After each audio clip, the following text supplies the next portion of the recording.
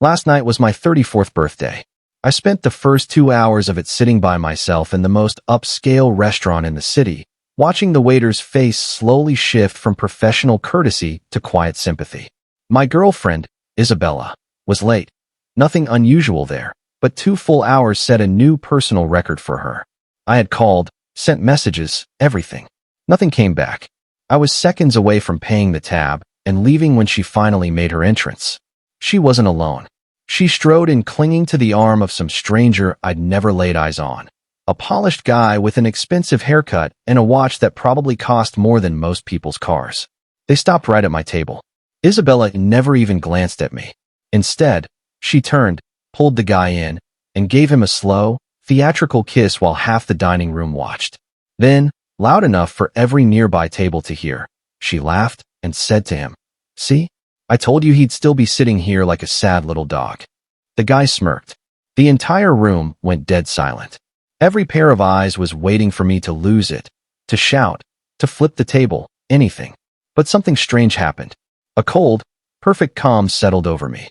The pain was there, the fury was there, but it felt distant, locked behind bulletproof glass. I looked at her smug expression, then at the guy who suddenly seemed unsure what to do with his hands. I smiled, an easy, genuine smile. I rose from my chair, straightened my jacket, and offered my hand to the stranger. "Congratulations," I said, completely level. "Looks like you've won yourself the grand prize." He stared at my hand for a second, then shook it out of reflex. I placed a crisp $100 bill on the table for the 2 drinks I'd nursed alone, nodded to the stunned waiter, wished him a good evening, and walked out. No drama, no slammed doors, just a calm exit into the night. The fresh air hit me like freedom. The doormat had finally stood up, and he was about to torch everything that kept him on the floor. Isabella and I had been together 2 years. The first 12 months were almost perfect. She was playful, warm, seemed to respect how hard I worked. I've always kept my money quiet. I learned early that flashing wealth only brings opportunists. I live in a luxurious penthouse, but the building looks modest from the outside. My car is solid and new, but not a head-turner. My clothes are sharp, but no loud logos. Isabella knew I was comfortable, but she had no clue how comfortable. She assumed a high-paying job and a decent savings account. I never corrected the assumption. I wanted to be loved for who I am, not what I own. The second year, the mask slipped. The demands started. She'd pout that my car wasn't a Bentley, that we didn't jet off to Paris whenever she felt bored. She began treating me like staff instead of a partner. Her social media influencer job never seemed to produce income, yet somehow I was covering rent that didn't exist, her car note, endless shopping sprees, every vacation. At first I didn't care. I could afford it, and I thought I was in love. But gratitude turned into entitlement overnight. Affection only appeared when a new credit card swipe was needed. She loved telling her friends the apartment was hers. I never argued. I wanted her to feel at home. I had no idea she was building an entire fantasy where she was the queen and I was just the servant who paid the bills. This sad little dog comment wasn't random cruelty. It was exactly how she saw me. Loyal, spineless, always waiting no matter how late or how disrespectfully she behaved. She had no idea the dog didn't just live in the penthouse. He owned the entire building. I had purchased the whole block 4 years earlier through a holding company. Great return, zero hassle.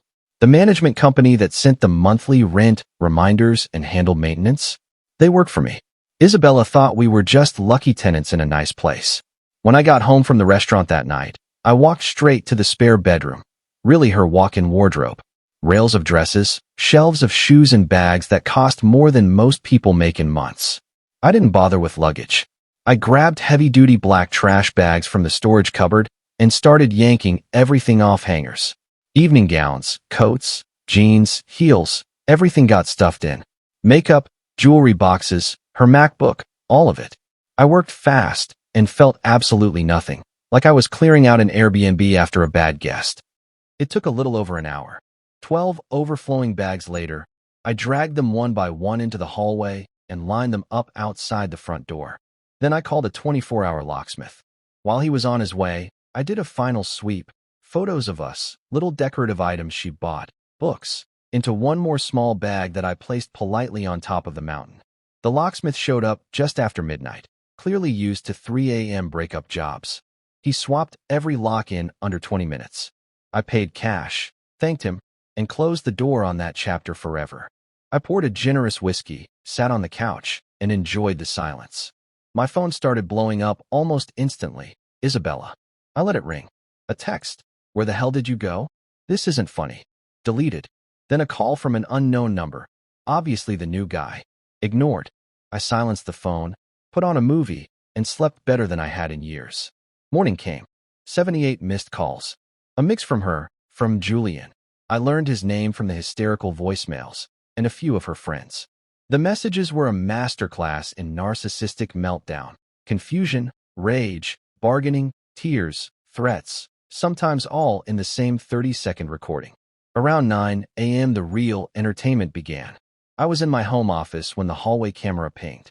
There stood Isabella and Julian, staring at the black-bag landfill of her former life. She started kicking the bags, shrieking about ruined Louboutins and limited-edition Birkins. Julian shifted from foot to foot, looking like he'd rather be literally anywhere else. She began hammering on the door, screaming my name. I let her perform for a bit, then cracked the door open 6 inches.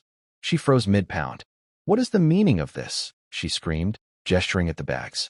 "Open my apartment right now." I gave her a small, polite smile. "I think there's some confusion. This has never been your apartment." Her face went blank. "What are you talking about?" "Of course it is. My name's on the lease." "No," I said gently. "You've never seen a lease, because one was never required. And you've never paid a single rupee, or dollar, of rent." The realization started creeping across her features like frost. "This penthouse," I continued. "This building, every apartment, the lobby, the gym, the rooftop, I own it. All of it. The sad little dog you laughed about last night, he was your landlord. Your free ride just ended. You have 10 minutes to clear your belongings from my hallway before security removes them for you." She stood there, mouth open, brain short-circuiting. Julian took one large step backward, already calculating his exit. I reached inside, grabbed the folder I'd prepared, and held up the property deed with my name and holding company in bold. The silence was exquisite. "You're lying," she whispered, but the fight was gone from her voice. I glanced at my watch. 8 minutes. I shut the door and watched the camera feed. She collapsed onto the bags in a sobbing heap. Julian muttered something, pressed the elevator button repeatedly, and vanished the second the doors opened. She was left alone with her garbage bags and the ruins of her delusions. The smear campaign started within hours.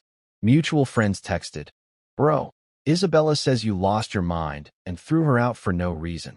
I sent one comm group message to the main people. For my birthday dinner, she showed up 2 hours late with another man, kissed him at the table, and announced to the room I was a pathetic dog for waiting.